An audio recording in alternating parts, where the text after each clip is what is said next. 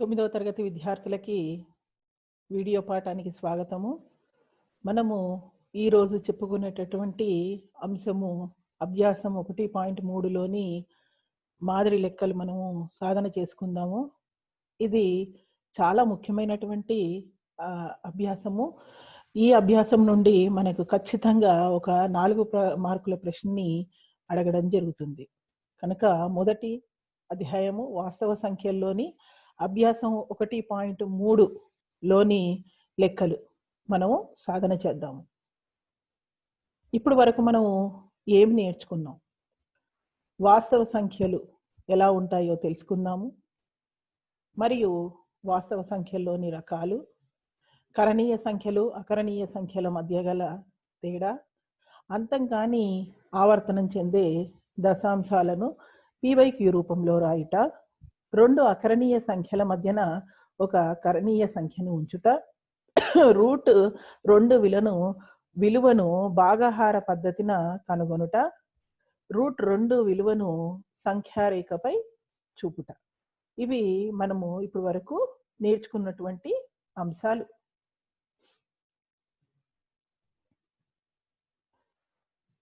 మీరు గమనించే ఉంటారు, మీ తల్లిదండ్రులు కానీ మీ అమ్మమ్మలు తాతయ్యలు కానీ వారు ఒక న్యూస్ పేపర్ చదవాలంటే కంటి అద్దాలను వాడతారు. ఎందుకు వాడతారు కంటి అద్దాలు?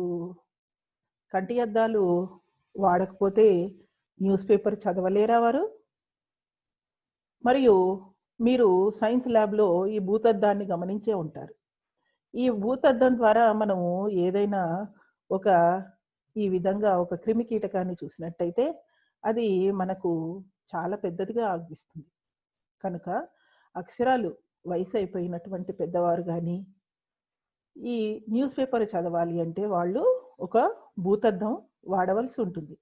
అప్పుడు ఈ భూతద్దం అన్నది చిన్న అక్షరాలను పెద్దగా మార్చి చూపిస్తుంది.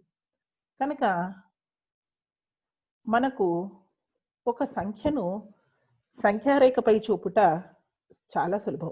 ఇప్పుడు మన స్కేల్ తీసుకున్నట్టయితే మన కొలమానిలో అంకెలు 1, 2, 3 ఆ విధంగా కనపడతాయి, కానీ 1, 2ల మధ్యన ఉన్నటువంటి దశాంశ రూపంలో ఉన్న అంకెలు మనకు కనపడవు. కనుక ఆ దశాంశ రూపంలో ఉన్నటువంటి అంకెలను మనము దృశ్యీకరణ ద్వారా క్రమానుగత వర్ధన పద్ధతి అంటారు. క్రమానుగత వర్ధన పద్ధతి ద్వారా ఆ అంకెలను మనము సంఖ్యారేఖపై గుర్తిద్దాం. ఇప్పుడు 2.5 అన్నది ఖచ్చితంగా ఈ 2 తీసుకున్నట్టయితే 2.5 అన్నది ఈ 2.5 అన్నది 2 కన్నా పెద్దది సంఖ్య, అదేవిధంగా 3 కన్నా చిన్నది. కనుక 2.5 అన్నది 2కి 3కు మధ్యన ఉండును. కనుక ఈ విధంగా సంఖ్యారేఖ తీసుకొని ఈ సంఖ్యారేఖపై మనము 10 సమాన భాగాలు ఉన్నటువంటి ఈ విధంగా బిందువులను గుర్తించి ఈ విధంగా మనము బిందువులని నెలకొల్పుతాం. అంటే 2, 3ల మధ్యన 10 సమాన భాగాలు. ఈ విధంగా బిందువులను గుర్తించి 2.1, 2.2, 2.3, 2.4, 2.5, 2.6, 2.7, 2.8, 2.9. దీనికి మరలా మనం 1 కలిపినట్టయితే 2.9కి మనము 0.1 కలిపినట్టయితే 9, 1, 10 అవుతుంది. ఈ 1ని ఇక్కడికి వచ్చినట్టయితే మనకి 3గా మిగులుతుంది. కనుక 2.5 అన్నది ఎక్కడుంది? ఈ విధంగా మనము సంఖ్యారేఖపై దశాంశ రూపంలో ఉన్నటువంటి అంకెని గుర్తించగలము.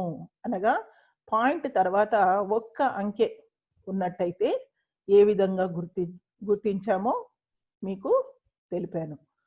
ఇప్పుడు మనము పాయింట్ తర్వాత 2 అంకెలు ఉన్నాయి, అనగా 2.56 క్రమానుగత వర్ధన పద్ధతి ద్వారా సంఖ్యారేఖపై చూపుట. మరలా ఇక్కడ మనము తీసుకున్నట్టయితే 2.56 5 తర్వాత ఉన్నటువంటి అంకె 6ని గమనించుకోవలసి ఉంటుంది. మనము 6 అన్నది మనకి 5 కన్నా పెద్దది కనుక 2.5 మరియు 2.6 మధ్యన ఇది ఖచ్చితంగా ఉంటుంది. మనము మొట్టమొదట అసలు 2.5 ఎక్కడుందో మనము గుర్తిద్దాం.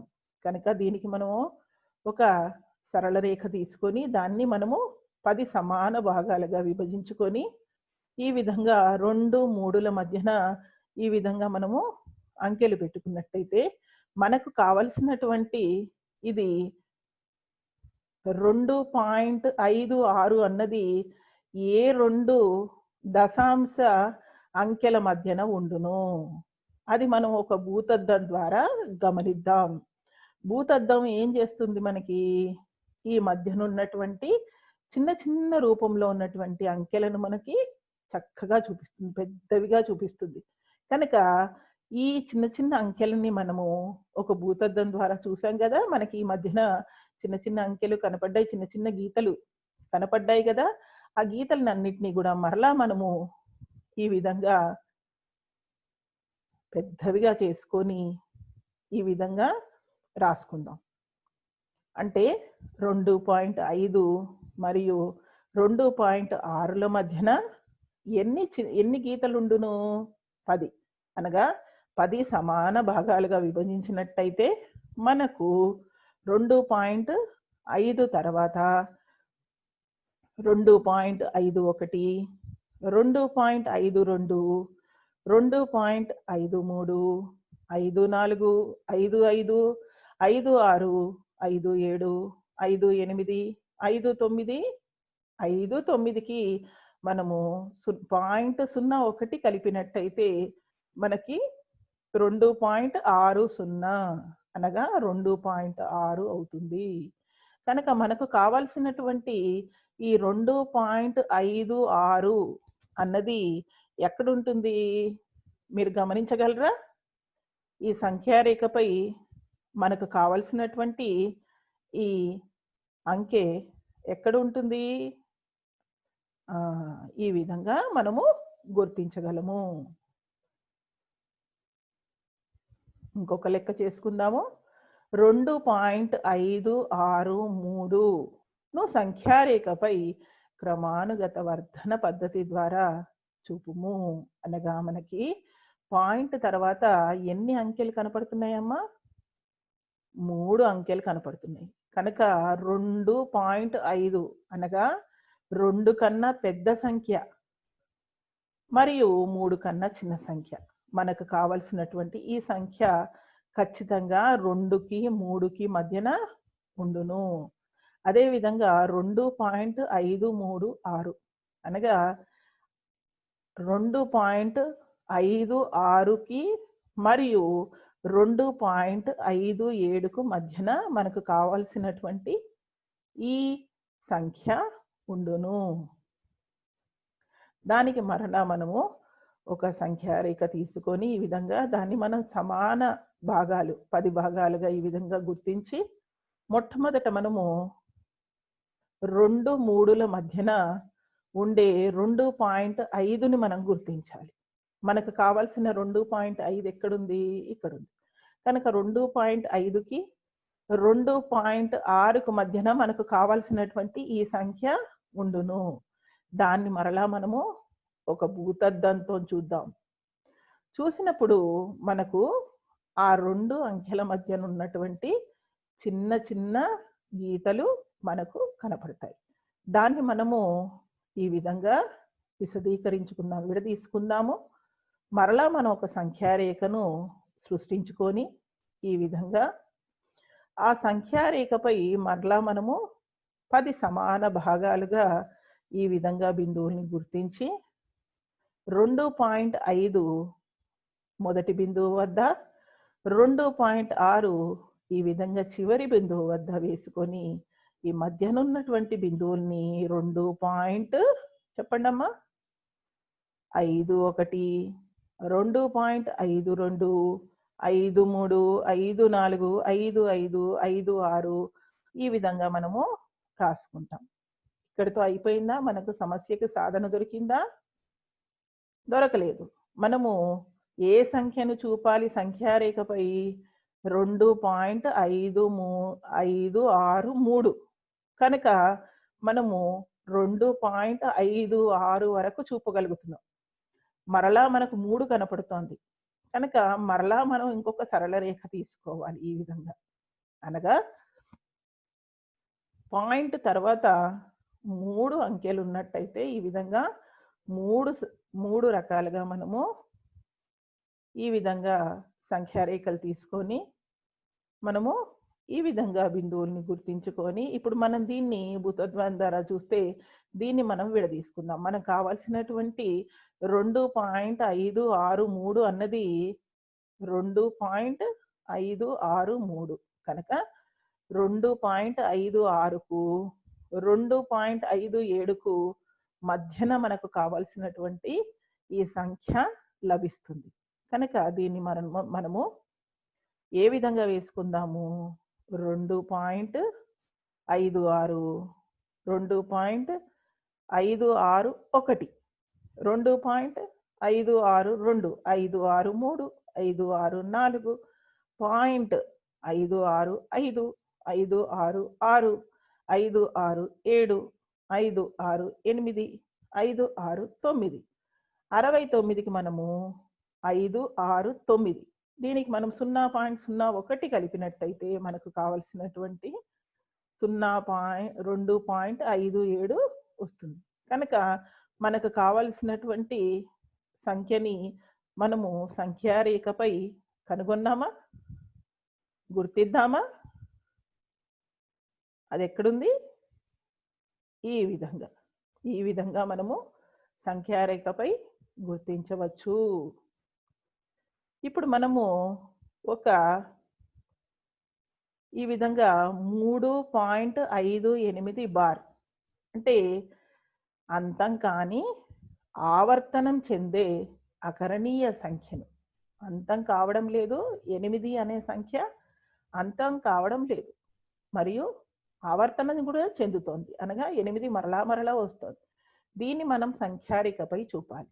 అనగా మనకు ఇక్కడ 4 దశాంశాలను సవరించమంటున్నాడు. అనగా పాయింట్ తర్వాత మనము 4 అంకెలు అనగా 5 8 8 8 ఇక్కడ వరకు మనం ఖండించుకున్నట్టయితే దీని తదుపరి వచ్చే అంకె 5 కానీ 5 కన్నా ఎక్కువ కానీ ఉన్నట్టయితే దీన్ని మనం 1 పెంచుకోవచ్చు. కనుక ఇది మనము 9గా రాసుకోవచ్చు. దీన్ని మనము సంఖ్యారేఖపై చూపుదాము.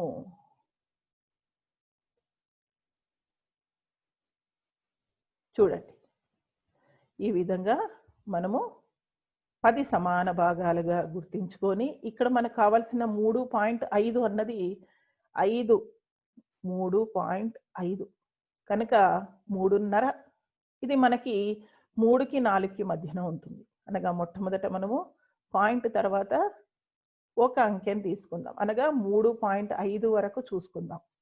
ఎక్కడ కనపడుతోంది 3.5? ఇక్కడ 3.6. మనకు కావాల్సినటువంటి ఈ అంకె ఈ 2 బిందువుల మధ్యన ఖచ్చితంగా ఉంటుంది. కాబట్టి ఈ 2 అంకెలను మనము ఈ విధంగా మరలా ఒక సరళ రేఖ ద్వారా మరలా దీన్ని మనము సమాన భాగాలు కలిగినటువంటి 10 బిందువులుగా విడదీసుకుందాం. అనగా 3.5 ఇక్కడ, 3.6 ఇక్కడ. ఈ మధ్యనున్నవి 3.51 5 2 5 3 ఈ విధంగా 5 9 దీనికి మనం 1 కలిపినట్టయితే 3.60 అనగా 3.6 వస్తుంది. మనకు కావలసిన అంకె 3.58 వరకు చూపగలిగినాం. 5 8 ఇక్కడ. కనుక మనకి 5 8 8 అనగా ఈ 2 అంకెల మధ్యన మనకు కావలసినటువంటి అంకె లభించును. కనుక ఇక్కడ మరలా మనం దీన్ని భూతద్దం ద్వారా చూసి మరలా దీన్ని మనము విడదీసుకుందాం. ఈ విధంగా ఒక సంఖ్యారేఖను తీసుకొని దీనిపై మళ్ళా మనము సమాన భాగాలు కలిగినటువంటి 10 బిందువుల్ని ఈ విధంగా ఉంచి మరలా మనము 3.58ని 3.59ని ఈ విధంగా పక్కకు రాసుకొని దీన్ని మనము 3.581, 582, 583, 584 ఈ విధంగా రాసుకుందాము. మనకు కావాల్సింది 3.5889 కనుక 5, 8, 8 వరకు వచ్చాము. 9 అన్నాడు కాబట్టి ఖచ్చితంగా ఈ రెండిటి మధ్యన ఉండును. కనుక మనకి పాయింట్ తర్వాత 4 అంకెలు ఉన్నాయి కాబట్టి ఈ విధంగా మనము స్టెప్ బై స్టెప్ 4 సరళ రేఖలు గీసుకొని మనము విడివిడిగా చూడవలసిందే అంకెని. కనుక 3.588 ఈ విధంగా 3.58881, 0.5882, 5883, 5884, 5885, 5886, 5887, 5888, 5889, 3.589 కనుక ఇక్కడ మనకు కావలసినటువంటి సంఖ్యని మనం సంఖ్యారేఖపై చూపగలుగుతున్నామా? మనకు కావలసినటువంటి సంఖ్య సంఖ్యారేఖపై మనకు కనపడుతోందా? ఖచ్చితంగా కనపడుతోంది. కనుక ఈ విధంగా మనము పాయింట్ తర్వాత 4 అంకెలు ఉన్నట్టయితే మనము ఈ విధంగా 4 సార్లు సంఖ్యారేఖను ఈ విధంగా పొందుపరిచి ఈ విధంగా మనము సమాన భాగాలుగా విడదీసుకుంటూ మనకు కావలసినటువంటి అంకె వరకు మనము చేరుకోవాలి. కనుక మనం చెప్పుకున్నటువంటి ఈ రోజుటి పాఠం ఏదైతే ఉందో అది చాలా ముఖ్యమైనటువంటి సమస్య. ఖచ్చితంగా మనకు SA1 పరీక్షలో మరియు ఫైనల్ ఎగ్జామ్లో కూడా మనకి 4 మార్కుల ప్రశ్న కింద అడగడం జరుగుతుంది.